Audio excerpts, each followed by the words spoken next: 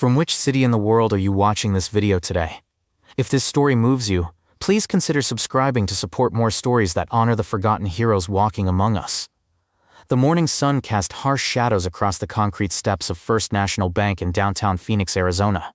Among the early commuters in their business suits and the elderly customers heading in for their banking needs, one figure stood out, and not in a way that inspired comfort or welcome. Daniel "Tank" Morrison sat on the bench outside the bank, his weathered hands wrapped around a styrofoam cup of coffee that had long since gone cold. At 45, Tank looked older than his years.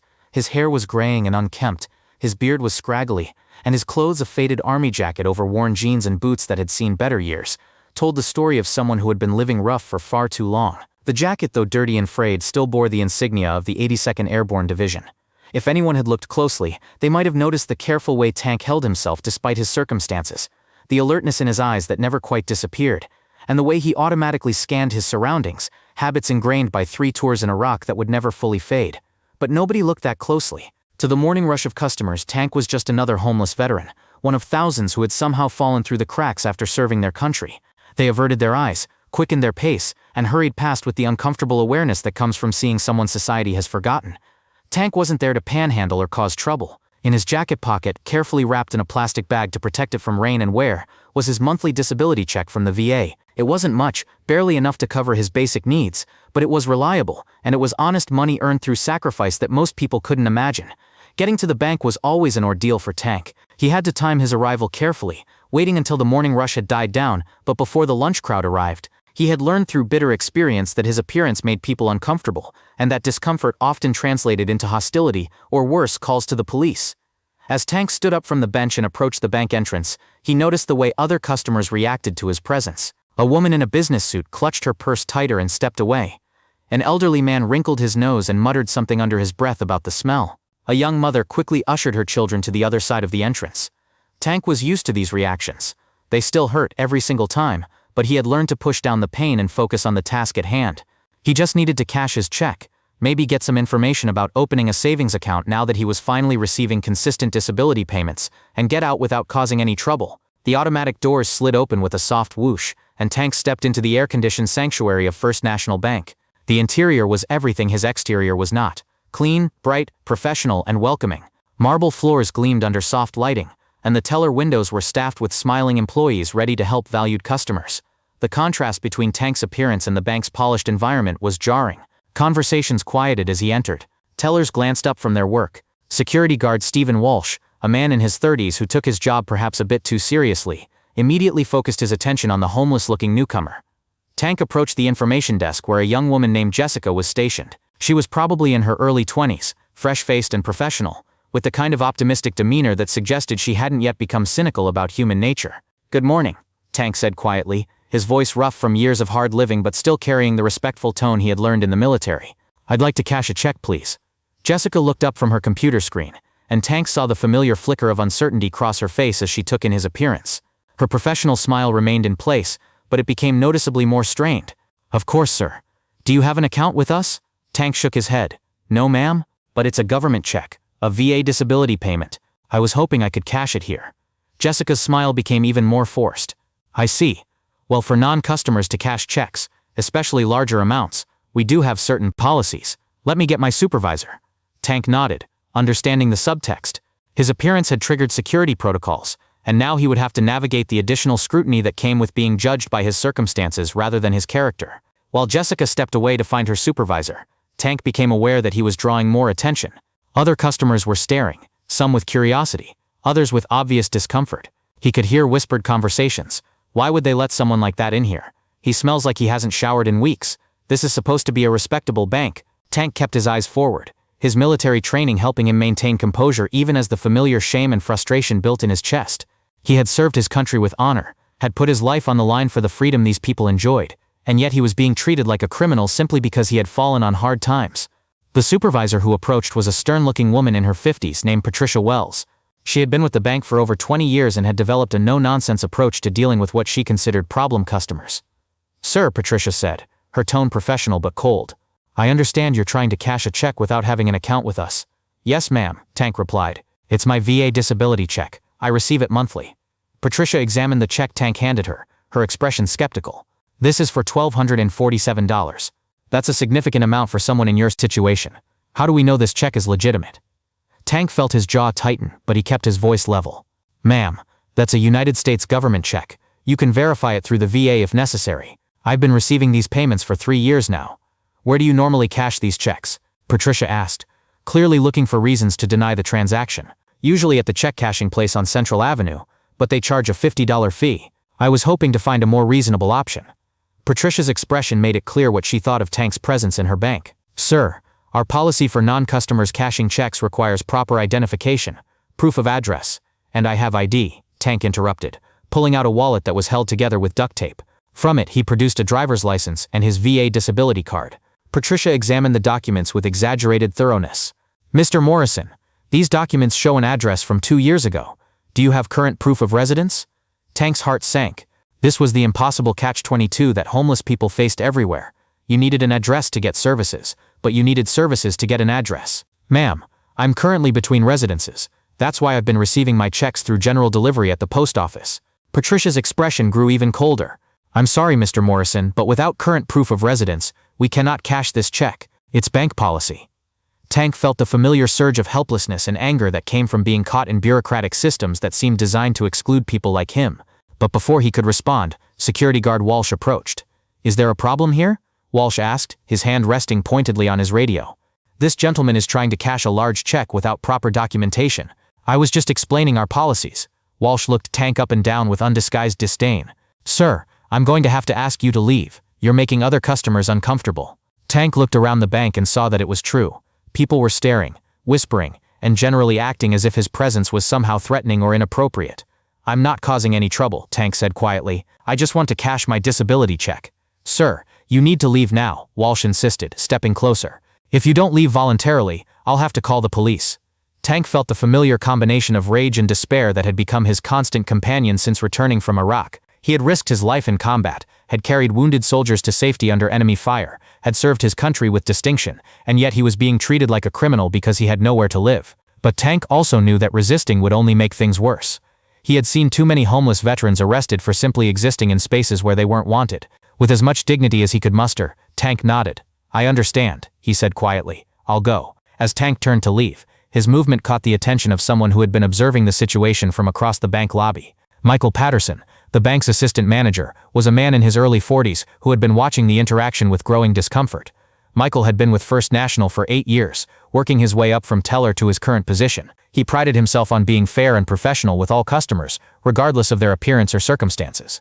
What he was witnessing violated his sense of basic human decency. Wait a moment, Michael called out, approaching the group. What seems to be the problem here? Patricia turned to him with relief. Michael, this gentleman is trying to cash a large check without proper documentation. I was explaining that it's against bank policy. Michael looked at Tank, taking in his appearance but also noticing things that others had missed, the military bearing that still showed through despite his circumstances, the respectful way he addressed the staff, and the genuine disability card he carried. May I see the check? Michael asked. Tank handed over the VA check, and Michael examined it carefully. It was clearly legitimate, printed on official government paper with all the proper security features.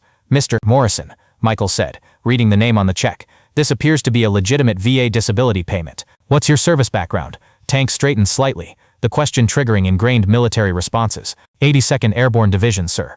3 tours in Iraq between 2003 and 2009. Michael nodded respectfully. Thank you for your service. What's the issue with cashing this check? Patricia stepped forward. Michael, he doesn't have current proof of residence. Our policy clearly states. Our policy, Michael interrupted gently, also includes provisions for military veterans and government benefit recipients. We can make exceptions for veterans presenting proper military identification. Tank felt a spark of hope for the first time in the conversation, but before Michael could continue, Walsh the security guard interjected. Sir, with all due respect, this man has been making other customers uncomfortable. Look at him. He's dirty, he smells, and frankly he looks like he could be dangerous. We have a responsibility to our other customers. Michael turned to Walsh with a stern expression.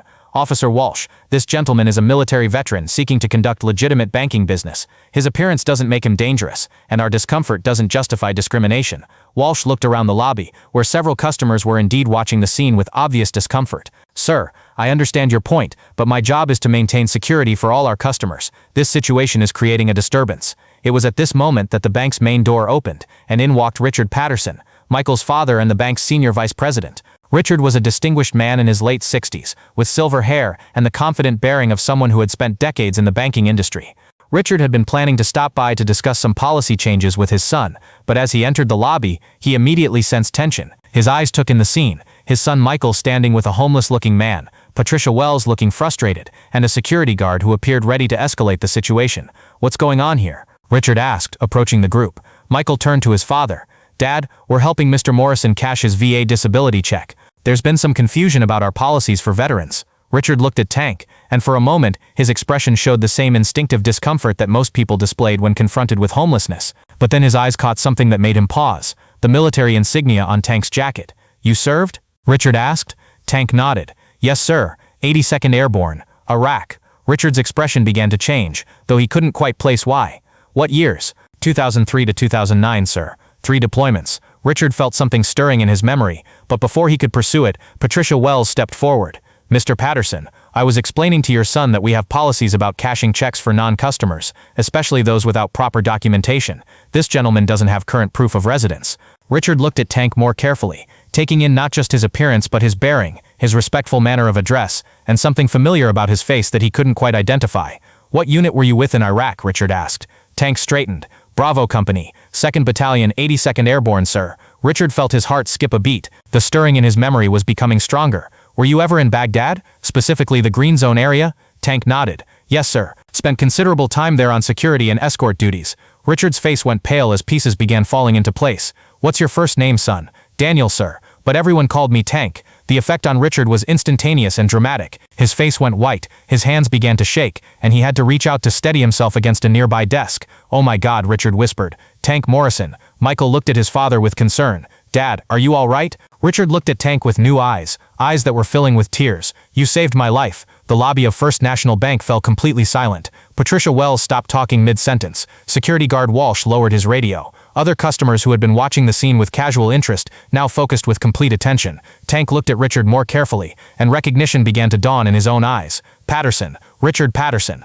Jesus, you're Sergeant Patterson's father." Richard nodded, unable to speak through his emotion. "Your son Tommy." Tank continued, his own voice thick with memory. "He was wounded in that IED attack on Route Irish. I carried him to the evac point." Richard broke down completely. 20 years of wondering, of gratitude, of wishing he could thank the soldier who had saved his son's life, all came flooding out in that moment. "You carried him 3 miles, Richard said through his tears. "Under enemy fire. The medic said if you hadn't gotten him to the helicopter when you did, he would have died." Tank nodded, his own eyes welling up with tears. "Tommy was a good soldier, sir. He was hurt bad, but he never stopped fighting." "How is he?" Richard wiped his eyes. "He's alive because of you. He lost his leg, but he's alive. He's married now, has 2 beautiful children. He works as a counselor for other wounded veterans." The transformation in the bank lobby was complete. Patricia Wells looked like she wanted to disappear into the floor. Security guard Walsh had gone pale with realization of what he had almost done. Other customers were openly weeping as they understood what they were witnessing. Michael looked at his father and at Tank with new understanding. "Dad, this is the soldier you've been talking about all these years, the one who saved Tommy." Richard nodded. "Tank Morrison. We never knew his first name, never knew what happened to him after the war. Tommy has been looking for him for years." Tank felt overwhelmed by the emotion of the moment. "Sir, I was just doing my job. Any soldier would have done the same." "No," Richard said firmly. "What you did was heroic. You risked your own life to save my son. And now," he looked at Tank's circumstances with shame and horror. "How did we let this happen? How did we let a hero end up on the streets?" Tank shrugged with the resignation of someone who had learned not to expect much from life. "Things happen, sir. Economy crashed. Couldn't find work. Lost my apartment. It's been tough for a lot of us coming back." Richard turned to his staff with authority that brooked no argument. "Patricia, I want you to open Mr. Morrison's account immediately. Full services, no fees, ever. Walsh, you will personally apologize to Mr. Morrison, and then you will report to HR for additional training on how we treat veterans and customers." Patricia nodded frantically. "Of course, Mr. Patterson. Right away." Richard wasn't finished. "Michael, I want you to help Mr. Morrison with whatever he needs. Housing assistance, job placement, whatever it takes." But Tank held up his hand. "Sir, I appreciate the gesture, but I don't want charity. I never asked for special treatment." Richard looked at him with respect and understanding. "Tank, what I'm offering isn't charity. It's justice. It's what should have been available to you from the moment you came home. It's what our country owes you." Over the next hour, Tank's life changed dramatically. His account was opened with full services. Richard personally called the bank's real estate department to inquire about affordable housing options. Michael connected him with veteran services and job placement programs. But more than the practical assistance, Tank received something he hadn't experienced in years: respect, recognition, and the acknowledgement that his service and sacrifice mattered. As the bank returned to normal operations, with Tank now being treated like the honored customer he should always have been, Richard pulled his son aside. "Michael, I want you to remember this day. Remember how we almost treated a hero like a criminal because of how he looked. Remember that every person who walks through our doors has a story, has dignity, has worth." Michael nodded solemnly. "I will, Dad. I'm ashamed it took recognizing him to make us do the right thing." "That's the lesson," Richard said. "We should do the right thing for everyone, not because of who they are or what they've done, but because it's right." Later that day, Richard called his son Tommy to share the incredible news. The phone call was emotional, with Tommy breaking down as he learned that the man who had saved his life was alive and had been found. "Dad, I want to see him. I've dreamed of thanking him properly for years." "He'll be here tomorrow," Richard assured him. "And Tommy, we're going to make sure he's never homeless again." The story of Tank Morrison's recognition at First National Bank spread quickly through the community, and eventually across the nation. It became a symbol of both the failure of society to care for its veterans and the possibility of redemption when people choose to see past appearances to recognize worth and dignity. Tank eventually found stable housing, meaningful work helping other veterans, and most importantly, the recognition and respect he had earned through his service. But he never forgot the lesson of that day, that every person deserves to be treated with dignity, regardless of their circumstances.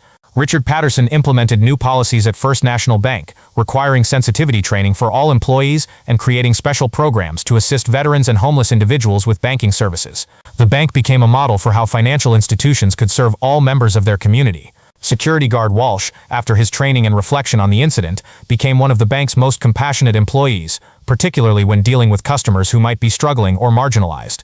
And Patricia Wells learned that policies and procedures should never override basic human decency and respect for others.